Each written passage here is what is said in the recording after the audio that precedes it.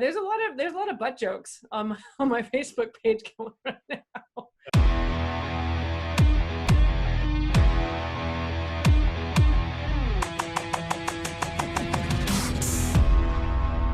Welcome to this episode of Over a Pint. We've already been talking for about an hour, and we figured it's about time to start the show. It's been a while since we've caught up, so that happened. So we'll see how the episode goes, since I'm actually almost done my first beer, and we're going to have a great show. So I'm excited because we have my former competitor, and we also work together, and then we just hang out and have a good time sometimes too. That's what we do here in the digital marketing world. So Rebecca, for those who don't know who you are, why don't you introduce yourself? Who's me? So yes, it's been fun catching up with you, and I'm well into my stein of, well, it's not beer because I don't drink beer, it's a cooler, but it's all very good. No, so once upon a time in a land far away, like you were saying, I was your competitor, and we worked together as well. Ran marketing agency mostly for real estate agents, but helping with digital marketing.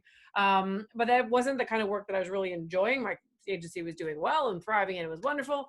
But I wanted to murder everyone and decided that was a bad way of living. So what I do now is I flipped over to mostly coaching and consulting. It's a combination of those things. So the coaching is to teach people how to think, because to think, critically and clearly about what you want to do with either your business or your life is important. But then the consulting part is then giving ideas, right? Because a lot of people, they just literally don't know what to do. And I do that in two ways. I do either strict marketing coaching. So if you just want like a kick-ass marketing plan, you want to learn how to do it yourself. So it's a combination of actually consulting, coaching, and how to. And then my true love is doing high performance coaching. And so what that is if you want to think, act, and believe like the elites of the elites in the industry, that's what I actually help people do. So whether it's, people come to me if they want a more consistent, predictable income. Some people come to me because they're actually, they have two jobs, like they do real estate, but they also have another thing that they want to start, and they need to kind of automate, but they don't sure like how to do it without like losing their minds. And then for a whole bunch of other reasons. So that's what I really, really love. And then also, so because I can tout my book, I wrote this bad boy, and it was published this year in February, right before COVID hit. Hooray. But it hit number one. Yeah, good timing all around. But it hit number one in 6 countries and number one in 8 personal development categories. So I'm really, really proud of this bad boy. And if you send me a link, and depending on the platform you're watching on, it'll be here, or here, yeah, or here, or there. Somewhere. Every possible place, depending on the platform. It's and I'll even speak it because it's easy. thinkagainbook.com, because the book is called Think Again. Think Again. You'll see that link here, or here, or here, or there. It's somewhere. That's actually the only thing I like about domain names now, is those simple, easy ones to remember. Like I bought bookandrew.ca just to be like, oh, you want to chat? Just go here. It's easy. Perfect. And I got for presentations, downloadtheslides.com, which I couldn't believe was available. That was available? Yeah. So I saw it. I was like, buy, yes. Buy. I was like originally like, maybe the .ca, like maybe there's a chance the .ca is there.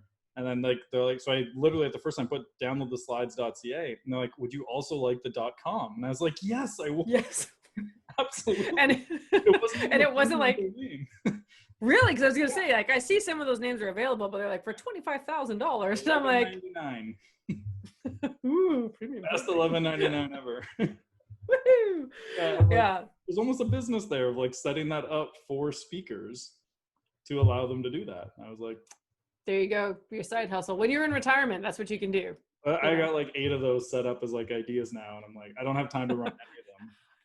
Like, the other one that I really like, so I actually have a couple domains. I got the Ads Doctor, with the idea of being like, I'll just fix your ads. Mm-hmm. And then the pixelbroker.com with the idea of reselling pixel data. So like if you wanted to target people from my website, I would share my custom audience of my website visitors to you to run ads to. No way. And I was that's a cool idea. And it, like a lot of people would pay for that. Mm-hmm. And then absolutely. It's an easy upsell to the agency of, well, you're not going to do it right, so you might as well hire me to do it right. You know you're going to screw this thing up, so don't even try. We looked at it because like people are interested in that. Like the biggest complication we had was like around, okay, like if you were still my competitor, I wouldn't want you to be able to buy my website. Like exclusion lists and then like, do we bundle up like the people who have like 1 to 500 traffic visitors a month max? Do we like bundle 10 of them who are similar together and sell the bundle? And like, but I like the idea. I just don't have time to do it. Yeah. Oh, that. Yeah. It's like I have a whiteboard with like all my major projects, and I'm like, I don't have time for like most of that, but it's still a good idea. So I put it up there and I keep it up there, and I'm like, one day it's gonna happen. I got like 3 ideas right now that I'm like, these 3 at any time are ready to go. Yep. But I'm not there yet. No. I've got 2 more books that I have in the hopper that I want to write, and I'm just like, it's 140 pages of like blood, sweat, and my fucking tears. Huh? How many words is that in the 140? 70,000. So yeah, like was it? No. That's not right. It was about 39,000. Sorry, 39,000 words. Because at the beginning of COVID, I started doing the like classic like how to market during COVID blog post, and then I realized like, wait, I market the same. I might change the messaging, but I'm not changing the strategy. So it just became like how I would market if I was an agent. And I'm like 5,000 words into this blog post now and like 20% of the way through. And I'm like, do I have a book now? Sure you do. Well, Phil Jones's book. Yeah. Right? That's just it's his keynote. Yeah. I know, I've got it behind me there. It's just his keynote. It's this tiny little book with like big, huge words on like half the pages. If you have like something like even 20,000 or even like 25,000 words, to be honest, it's really not that hard to get up there. What I really love, so I hired a company called Bestseller Publishing to help me do this because I'd started writing a book 6 times before I actually got this sucker written. But I got to my max was 17,000 words. Yeah. And then I just lost the thread. I'm like, I don't know where this is going. So they were really, really helpful on getting the structure down. So now for the other 2 books I want to write, sorry, I read like 2 books a week. But the other books that I'm going to be writing, I know the structure, but I'll probably hire them again to help me with the publishing because it's their connections that got me into like all the #1 spots. They're doing PR. Like I'm doing a podcast with some folks in the US. I think they have like 27 million downloads or something like stupid like that. It's called, hang on. It's a really, really funny name. It's called like Nice Guys Doing Business or something. Oh, I haven't got it. But these guys in the US. I'm on beer number 2. Woohoo! Well, this was a big daddy. So this is a lot for this girl, and I haven't really had a huge lunch. It's been one of those days where it's like I started late. I thought a meeting was at 10. It was actually at 9, and I realized that at 9:15. So the whole day has been like a big jam. Yeah. Yeah. Good times. So yeah, I think I got a book coming at some point. Good. You should do it. Like, I mean, the stats are ridiculous. Like over 80% of Americans want to write a book and only 1% actually do. And a lot of times people don't write because they're like, well, someone's already written it. I don't have any new ideas. It's already out there. What does it matter? Blah, blah, blah. Like, who am I to write a book? And this goes for like marketing too. Like a lot of people, when they say like, what should I do with social media? Like, what should I post? And I'm like, videos. And then they all run away. But the ones that don't run away, they kind of just sort of like shake in their seats for a little bit. They're like, well, everyone's doing video. And that may be the case, but in the same with like books or video or anything that you put out there, it's got your story in it. And that's what's unique about this. This is me and my weird ass story of growing up in an almost cult and breaking out of it. And basically, the Unbreakable Kimmy Schmidt, that show? Do you ever watch it? Seen like 3 episodes. So if I can help me, then sure. 3 episodes will do because you get the idea, right? Comes out of a bunker and holy shit.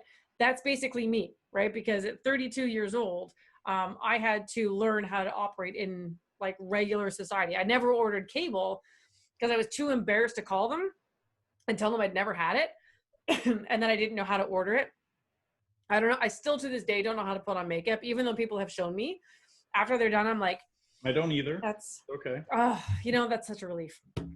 But it's funny for a woman, I wouldn't do videos for the longest time because, other normal woman in the world, puts on makeup, looks really pretty and all that shit. And I'm me. I don't know how to do that. Right. And I actually would hesitate from, taking on some gigs or definitely putting out videos because I didn't feel like I was showing up in the same way until one day. And I'm like, oh, fuck it. Oh, by the way, can I swear on your show? Sure. You So bleep all me I out. say is, like, if you swear in the first like couple of minutes, Facebook filters will catch it. After Oh, that, we're good. So like, oh, there was an episode where someone said "motherfucker" at like 20-second mark, and I was not allowed to put any money behind that episode to promote it. oh. I Uh, think I waited. yeah, I think we're good. should have asked. I'm like, is this a PG episode? Oh my god. Speaking of PG, so I saw this ad which was really cool, and it inspired me to do a video like 2 days ago called "How Big Is Your Butt?" Like BUT. Like, because a lot of what I teach with my high performance stuff is helping people to overcome the excuses that we create to not do something, right? So if you give me the most amazing phone script, but I am too terrified to pick up this phone and actually use it, then I'm not going to use that script, right? So the whole idea was, how big are your butts? How big are your excuses? And wow, put some money behind that sucker to promote it. And yeah, there's a lot of butt jokes on my Facebook page going right now. See, you never know when it's you and I. Yeah. This goes in so many places. Exactly. Well, plus we've also been drinking for an hour before we started this, so that probably, a lot of stuff in that hour. We did. I wonder if anybody would want to know what we said. Oh, but you'll never know. Oh yeah, no. A lot of that is that is industry secret, locked up. But if you did see it, you would know how to take your business from here to here. Yeah, absolutely. Yeah. It's just some trade secrets we can't disclose. Nope. That's why we stay on top, but we just don't tell everybody everything. We tell you most of it, but there's a couple things. Trick. Exactly. There. So when the mentee comes up, you just knock them down. Yep. So what have you found has been like the biggest challenge people have had in this whole COVID thing? So the COVID thing happened, and now things are starting to open up. What have you found? I mean, I know what mine has been. Which is kids. Like, I have a 2 and 3 year old, and my wife is essential service, so she is still like has to work, and she actually, like, her workload has increased significantly because of it all. So like basically 2 and 3 year old were 90% me now. So trying to do the business with, and like a 2 and 3 year old, you can't leave. Like, you can't be like, where are they, Andrew? Where are your children? The last couple of weeks we hired a nanny. Like, thank God. The first day we had that nanny, I came into my office and I was just like, like, have you seen Avengers Infinity War at the end when Thanos like kills half the universe and just sits down and is like, that's how I felt. And like for the first like half an hour, I did not move. I was just like I know I need to work. I have a backlog of months of stuff that happen. I have promises I've made of things I'm going to do during COVID when I thought I would have time. I'm like, I'm gonna have so much more time. I don't have to travel for work now. Yeah, oops. Not quite what happened. Not quite. Yeah, see, I mean, I have kids too. I actually have 5 kids that live here, but the youngest is 14 and the oldest is 23. It makes a massive difference. The only adjustment I've had to make, They can feed themselves, wipe themselves. Well, you'd be surprised. Like teenage boys, feeding themselves means getting a bag of goldfish, and that's lunch. But they won't die. Right? They won't die. Leave them alone. They won't die.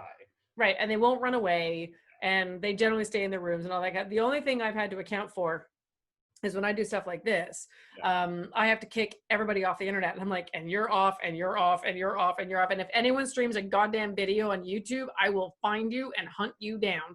And it's funny because they've also now learned to check with me in case my Zoom meetings go long. So I got group coaching that I do every Wednesday at 10 o'clock, my high performance group. And it's 10 to 11, but this one session went a little bit longer. But my son, my 14-year-old was here. And all of a sudden, like at 11:01, it's like glitch, your internet is unstable. And I'm like,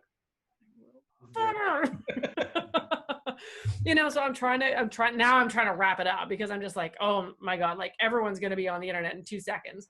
So I had to wrap it up and I had to go in there and I'm like, so Zach, were you like potentially streaming a video 5 minutes ago? And he's like, yes. You need an on-air button on your door. and they can check it for if you're not on air anymore. That is a good idea. I love that too. I probably can get one of those from like Amazon or something. That's fantastic. Right? Just a. Why didn't I think of that? That's amazing. Okay, I thought of it before of like, because like back at our old house, so we moved about 18 months ago. It was an open concept bungalow, and I didn't have an office because it wasn't big enough. So my office was the dining room in an open concept. So the first like 3.5 years of this business I did from the open concept, and 18 months of that my wife was on mat leave with our kids. So like my on air was when I put on my noise canceling headphones. You're not allowed to talk. Like half the time there was nothing playing. I just had them on my head with silence. And I was just there. I was like, this is the signal that you don't talk to me. Leave me alone. I'm like, but then I was like, and I was like, what if I put it behind my camera and of a color that like was perfect for video? Yeah, exactly. Doesn't give me my best now color. I have a private room, which is why I've been able to get lovely artwork that resonates. Very nice. Yep. People get very, very impressed with my brickwork here.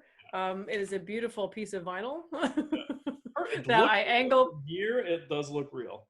I know, right? It's awesome. I love this thing. So, but it's all about like can't go too high, can't go too low. Like, it starts slow. Like I've moved the bookcase here to hide the fact that like it's a different color wall there. So that's awesome. But like if I go too high with this, then you start getting into like yep. Yeah, oh, the angle. But it works.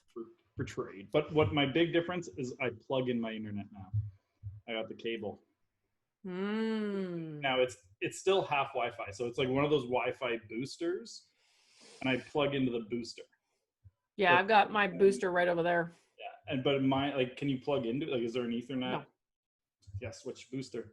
Because like literally every internet issue I ever had was solved as soon as I could plug into the booster. You know, I really want to go over there and check if I can plug into that thing right now. But that'd be a really bad interview. I'll be right back. Hang on. Gotta go. Okay, I'm back. I've edited out bathroom breaks before. It's fine. Oh my God. I did this one training session. Never drank 3 cups of tea before a 2-hour session.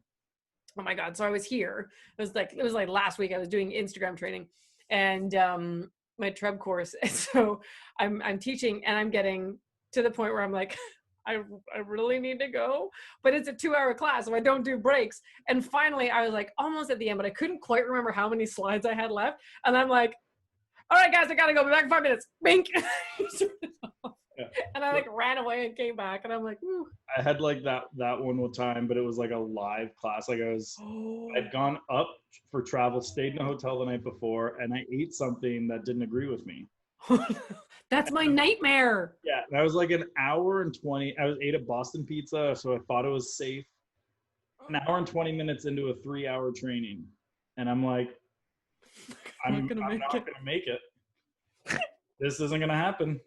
So I'm like, out of my ass, I just pull the. So this is a marketing exercise for you. What I'd like you guys to do is take 10 minutes and write down how you would write this ad. And I'll give you guys that 10 minutes to write it. By the way, where's the bathroom? Nice. I left and then came back. I'm like, so how'd you guys do? And no one's to the wiser. Well, I think the fact that I followed up immediately with like, and where's the bathroom really clued them in. Yeah, the gentleman has an issue.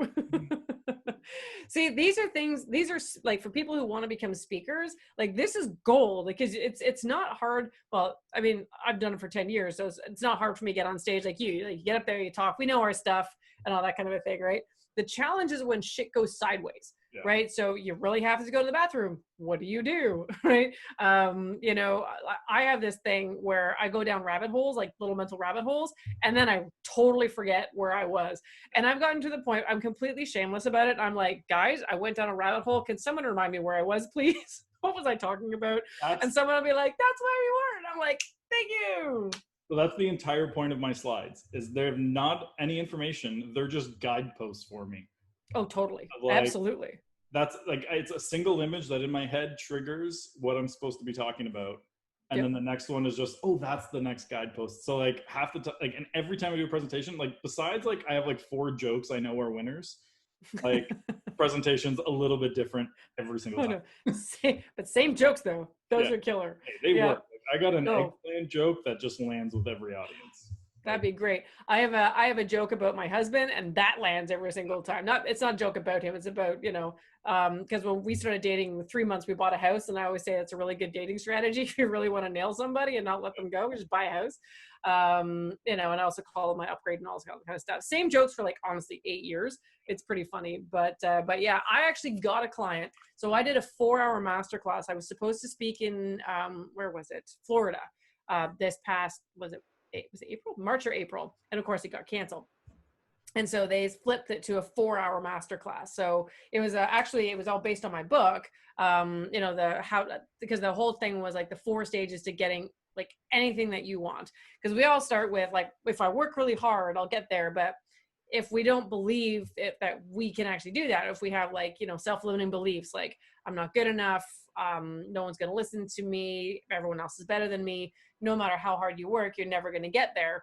And so to change a belief system, you change your thoughts. And so there's a whole 4 hours that I'm talking about this. And I had hot seats, and I had panels, and I had workshops, like all the way through this sucker. And then, so I wrap it up in the end. And I often get business from doing these things, as you well know, is how you get them. People hear you talk and they're like, hey, I want to know more about what you do. So I landed a consulting client, and the whole reason that he wanted to work with me as a coach was not anything that I said. I mean, what I said he thought was really interesting and compelling. He's like, wow, I can really use this. What made him call me was the way I talked about my husband, because I like my husband. I think he's great. And I talk about him that way. I think he's nice. He like brings me snacks and like all this other kind of stuff. And so he just thought that it was so lovely the way I spoke about my husband and because I sounded fairly competent, that, all right, well, let's go. And now I have a coaching client, and he wants to be Secretary of State in the U.S. Nice. That'd be a good contact to have if that happens. I'm like, let's get you there. How's my citizenship coming along? Exactly. That's so funny, is like, because most speakers like shit talk their spouse if they make a spouse joke. Like that's I don't. Common, and like I refuse to do that. But the one that I do with my wife is I give a social tip of like, if you're ever looking and you're out of gift ideas, this is the only time I go on Pinterest. I just go look at what she's pinning on Pinterest to figure out the next gift. And every guy in the audience is like, brilliant. And every woman is like, I want a guy like that. Like, that's the reaction I need. Yeah, exactly. Or every woman's like, oh, my goddamn husband can't even think about that, blah, blah, blah. And he gets in trouble when they get home. This tip right. It's like, did you know? Why are you doing my wife this tip though? Because then she might change what she pins. This is true. Yes, she can. And as long as she doesn't watch these episodes, then you're good. So this is actually a funny exchange we had one time where one of our friends started a podcast, and she was talking about like, you know what? There's nothing more important than a supportive spouse who like reads everything you do. And she's like, he's watched every single podcast of mine, and that's how you know you have a good partner. And I openly tagged her. I'm like, I'm pretty sure Amanda's never watched a single episode of my show. She has friends who not in real estate who have watched my show like and messaged her being like, I loved Andrew's latest episode. She's like, I've never seen it. So I like called her out. She watched a single episode. There you go. There's your support. You got it. Enough said. Yeah. But like I acknowledge, like she has nothing to do with business. Like there is zero like worth to her. And because I worked open concept, she's heard everything. Like, she could pick up today and do a sales call for Just Sell Homes because she's heard hundreds of them. Yep. But no interest in, like, with her job, it's not business. It's public sector. It's completely irrelevant to anything. Well, there you go. That makes it super easy. Oh God. Good time. So, what else do you want to know? What else can I tell you about? Off for a second. Because I am probably going to cut this part out. Yeah, these lights are hot. Holy shit. Cut. Woo! There you go. The lights We're good. It's like sun's coming in. Oh, I hear you, my friend. I hear you. We're gonna jump in the pool fully clothed after this. Well, one of the hardest things I ever did was pivot away from the agency and into the coaching stuff that I do now, because, you talk about support and you're like, is my team going to support me? Is my husband going to think I'm completely lost my mind?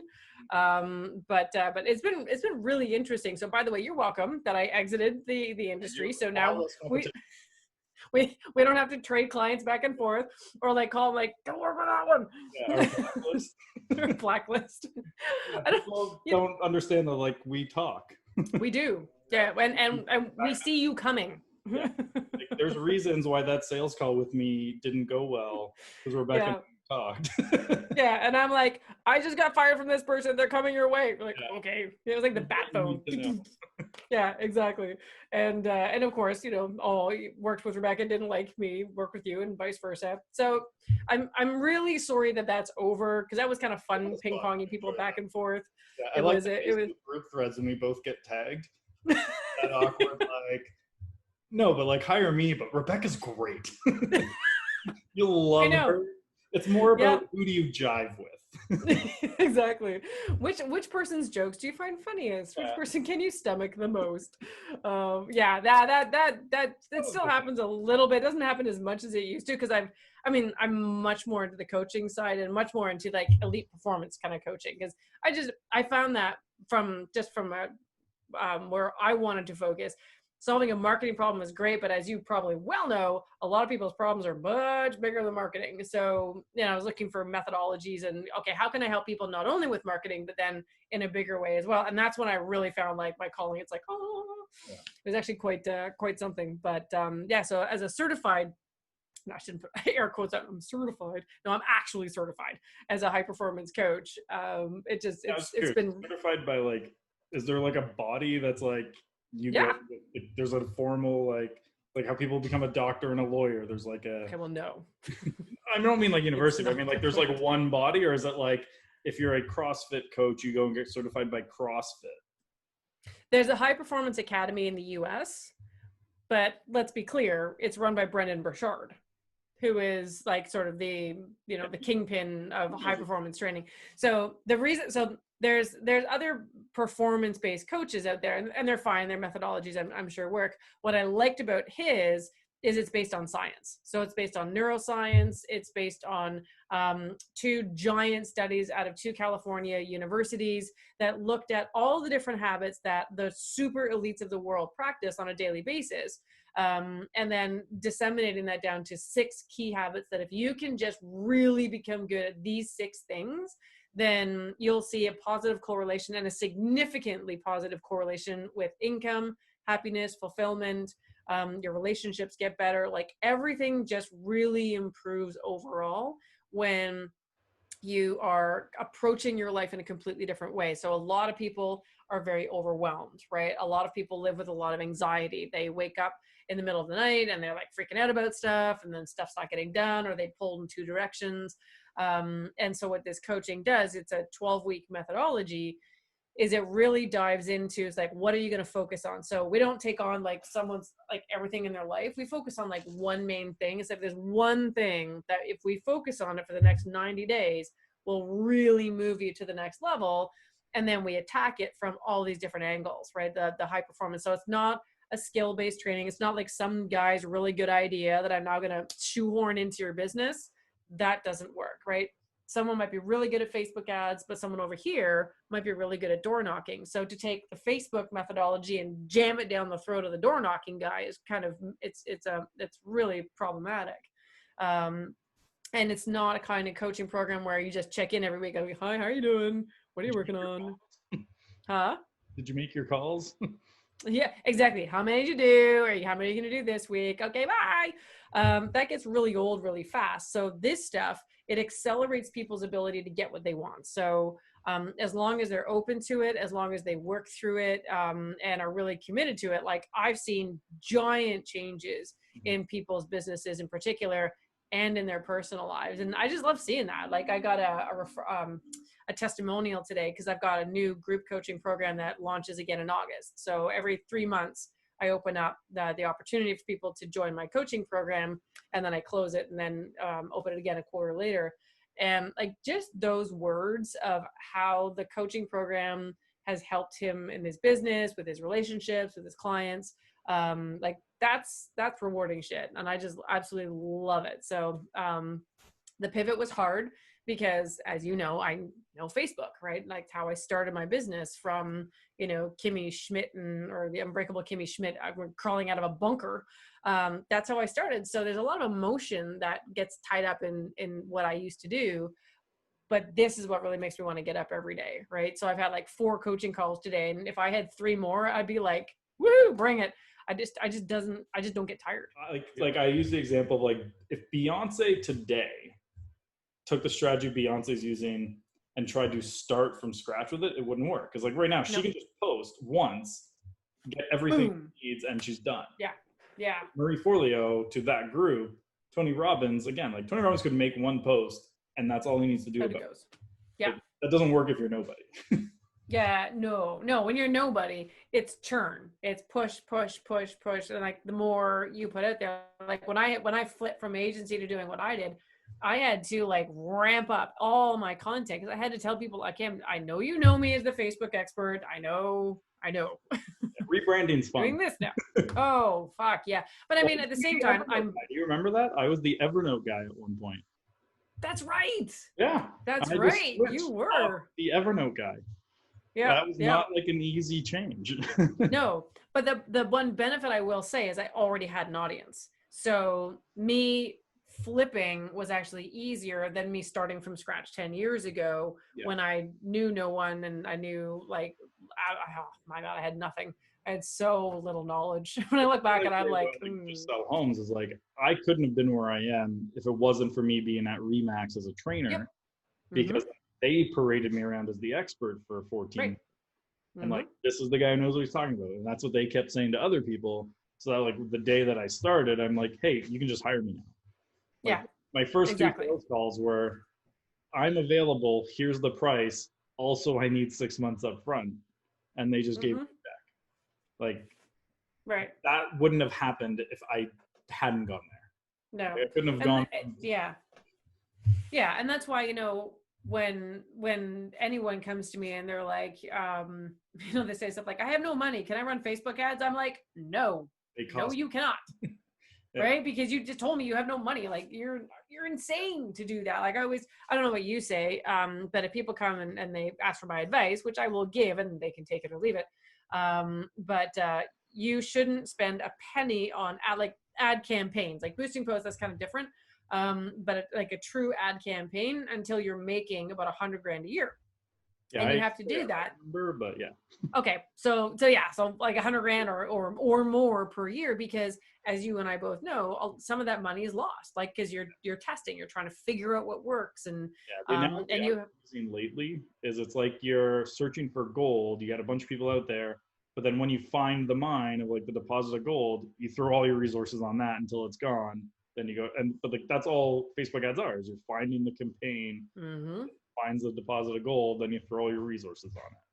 Well, but you have to have the stomach for all the stuff that's not going to work. You got to look for 50 not actually 50 campaigns, but like you got to figure out what, it's possible for some, but like, and that's where like niching down works is like going with real estate agents. Like, I've kind of done that, but across so many clients, we only have to generally test 2 to 4 with each now. So pretty much figured it out pretty quick. But, for sure. It's tough with a lot because like they'll come in or like the other one that I do is like it's an immediately no, we won't take you on as a client if you say we'll pay for month 2 with what we make in month 1. Oh yeah. It's like an immediate. You had a good run. We'll chat in like 2 years. Or people who take out a loan. Well, I'll take out a loan to pay for you. I'm like, no, you won't. So I find that interesting is like happens a lot more. Like, I've never had a Canadian say that, but I've had Americans say that.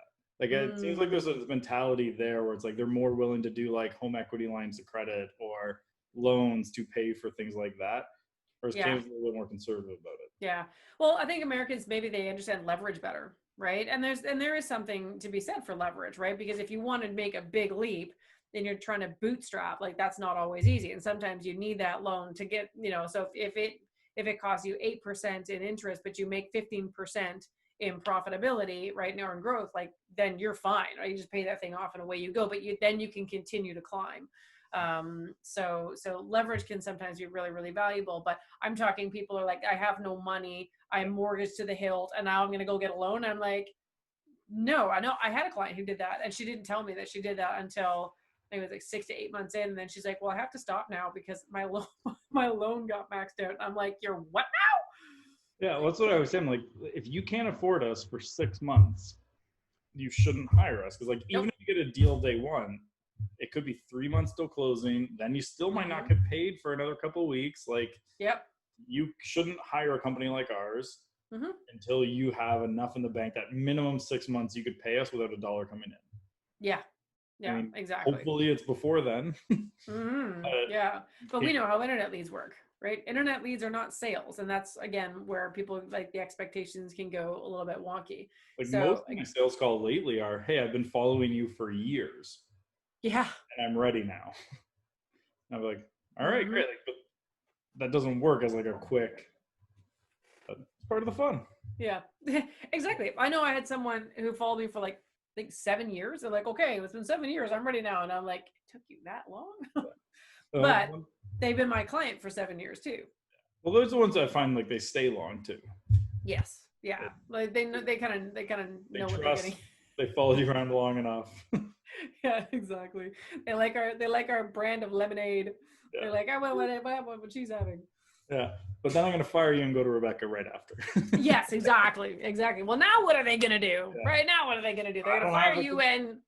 I don't have a real Canadian competitor like that anymore. No. Not really. Sorry. Even in the US, I don't have I got a couple here and there, but like I find... What would you say, like Curator? Because they're like a bigger thing. They do a lot more than. So we do compete a little bit. So like, but their program that's equivalent, they charge like 3 times. Yeah. Like we almost took one of their clients, but they were paying $7,000 US a month, and like our equivalent would have been like 2,700, I think. So like it wasn't. Now it's not completely because like, we don't right now do websites. Right. So like. There was a little bit of there, but definitely to a little bit we do compete with Curator. It's funny. I always get really annoyed with Curator only because like I come up with an idea, or I like Phil Jones is a great example. I'm like, I saw him at a mastermind and I'm like, oh, he'd be perfect for real estate. I had him into like my private group doing a Q&A with my private group. And then like a month later, I found out he's writing a book with the guys from Curator. Saw that. Yeah. And then I was like, other guys I've been trying to get on my show end up on their show first. And I was like, now I'm just going to look like I'm copying you. Yeah. There's another one where I wrote a slide and then someone took a photo at a Chris Smith conference and he had literally like slightly different design, the exact same slide. So it was like right after Zuckerberg testified to conference where he's just like, well, Senator, we run ads. And I was like, that was going to be part of my slide, is like that initial jump into it. And literally like I'm going the next day to speak and I see a photo of Chris Smith at a conference with a photo of Zuckerberg testifying before conference with the title, Senator, we run ads. And I'm like, you can't use it now. Up anymore. Yeah. Every time I have an idea, like it's now, I'm sure part of it is they have resources, they can move a lot quicker. Yeah. But it's just, it keeps bugging me of like, or I'll do something and like they'll do it louder and I'm like, oh. I'm sure if they know who I am, they're like, why does this guy keep copying us? Exactly. We just have similar ideas. Yeah, no shit, right? Yeah. Well, I read a book the other day, and I mean, this guy has been like doing this stuff for like 20 years or whatever, but it's like so close to what I wrote in my book, and I'm like, yeah, I honestly didn't read that guy's book. I swear I did not read that man's book and then put it into my book. Yeah. I gotta finish my book and get it out before they write it. Yeah, no shit, right? Yeah. God. Yeah, like it was, so like they're a little bit of a competitor, but because you have to buy their full program to get them running your ads, it's not really a competitor. No. And most like no one really that I know offers like custom strategies now for Facebook. It's like, hey, here's our home eval campaign and we'll flick the switch on for you. Yeah.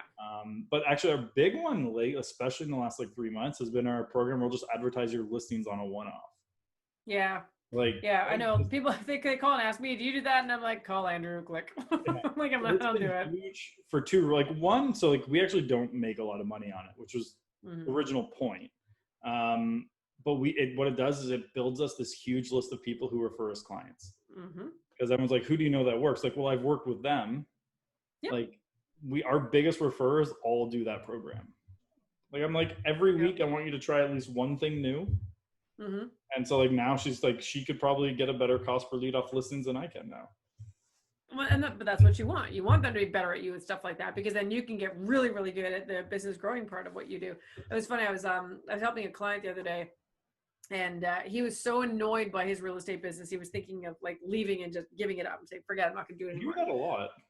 Yeah, I know. Do you wonder why? So I said, before you give it up, or like part of our conversation was like to write down all the things about real estate that annoyed him. And so what annoyed him the most were things that were like just taking time away from, doing the strategic stuff or building relationships or things like this. So like showings or open houses or, driving people around and paperworky kind of things. And so he had an admin, so he kind of moved stuff around for her, like more admin type stuff.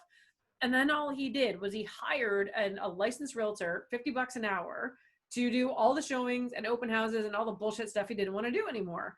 And then, like, I think he said he calculates, he's Toronto, so it's Toronto prices, but he said that realtor, that licensed agent would have to do like 123 hours of showings for it to no longer be profitable for him. So he's like, there's no way that's going to happen. So instantly he gets to grow his business because he loves the sales and marketing side and the relationship piece. He just doesn't like the running around part. So he just, outsourced it like that. And he is so happy with his business now. And I think it's important for people with their businesses to understand that just because some coaches will come along and say, this is the model, like, this is how you have to do it and whatever. And some models work really well for really big teams. But those coaches will try to take that really big team model and put it into like a team of 4. And it's not profitable. It doesn't work, right? And I have a client of mine, she's losing her fucking mind because that's exactly what happened. Big team model, put it on them. They're not profitable and everyone hates their jobs. So, I just like the whole idea of writing down what irritates you about your business. And then I have an acronym. I got it from Dean Graziosi's book, Millionaire Success Habits.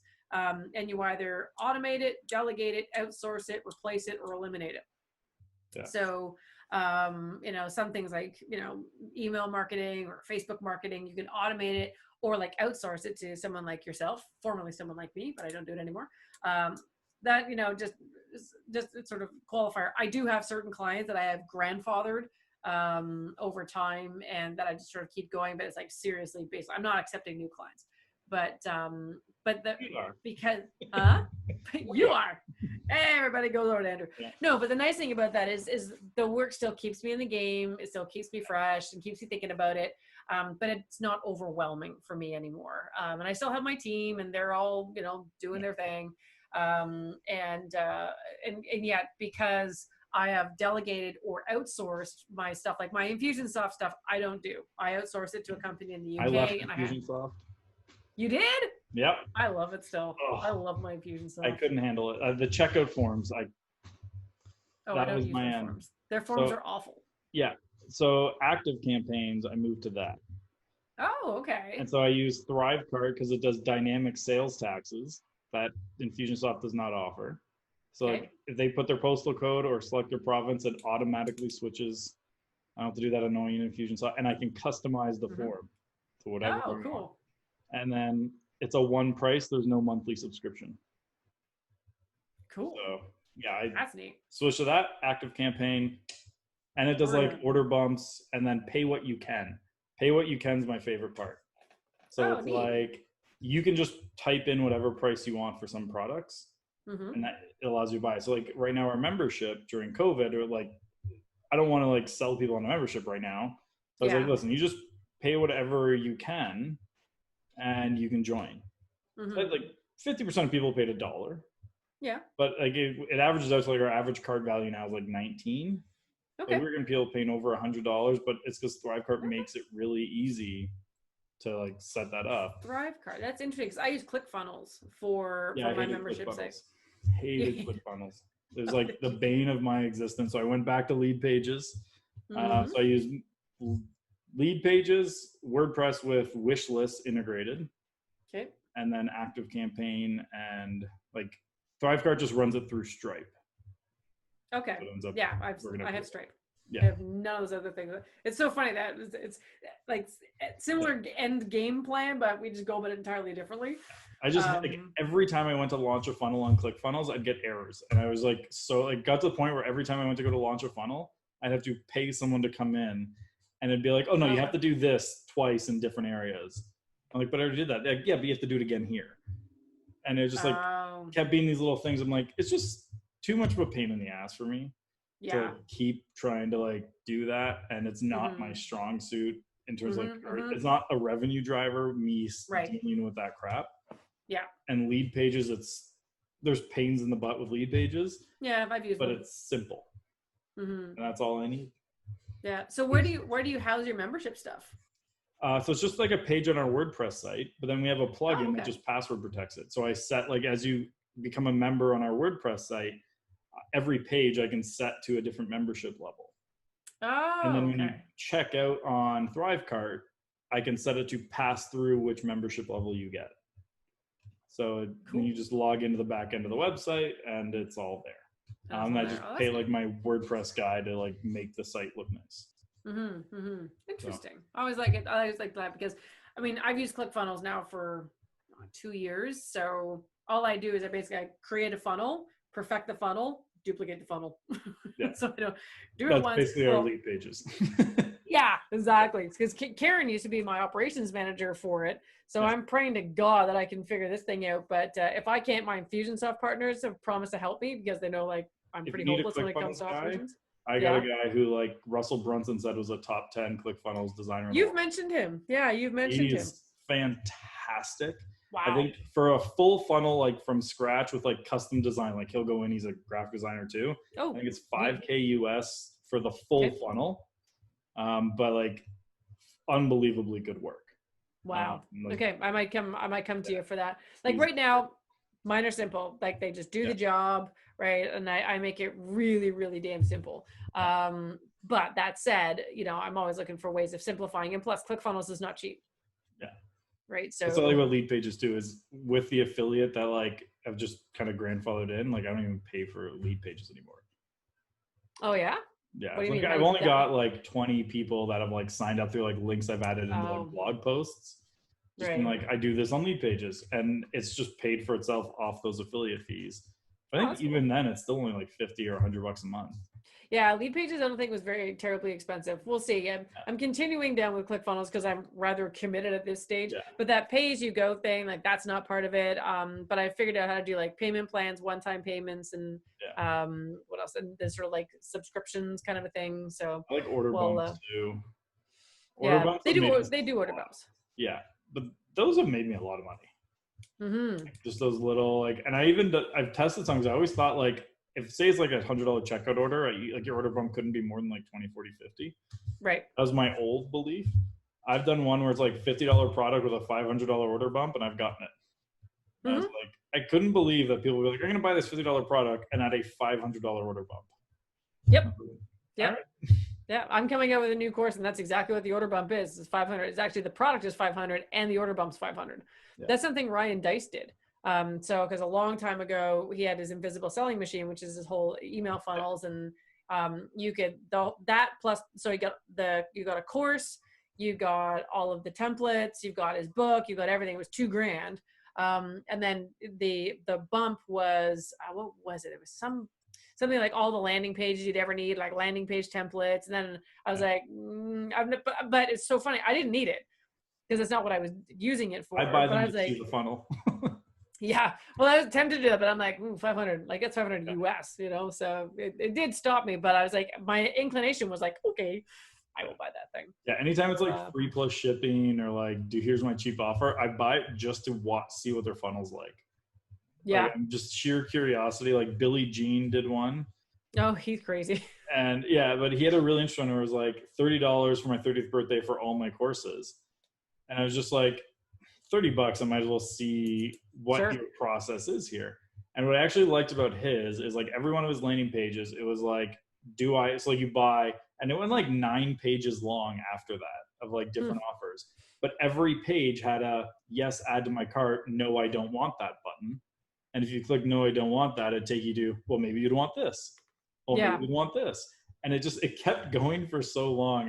I kept like opening new tabs. Like, okay, what if I click on yes on this? What does that bring me to? And I had, like, at the end of it, I had like 27 tabs open, and I'm like, wow, this is like a complex. Like, just the planning of this takes a lot of work. I was impressed on that front, but it was that, like, I'm just so curious what you're doing to watch it. But I only ended up spending the $30 at the end of it. But I was just like, it was good to know, like, that idea of just like giving them that button, and the button for no was just as big as the yes button.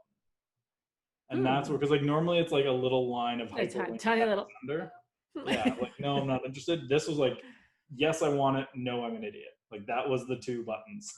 And I was like, I'm really curious how that would change the effect. The other one that I was talking to someone who worked really well is, because a lot of software doesn't do like two-step order forms well, where it's like you put name, email, and phone number and then pass it over. Yeah. Is, I was talking to someone who's like, I use this software to do my two, and I'm like, but that one doesn't pass. He goes, yeah, we found that doesn't matter. He's like, just collect their information on the first form, even if they'll re-enter it on the second, it's fine. But you then get there, and I was like, so that's the new one we're testing, is like, check, like, you go to like order it, name, email, phone number, go to the checkout page, and you have to put in your name, email, phone number again.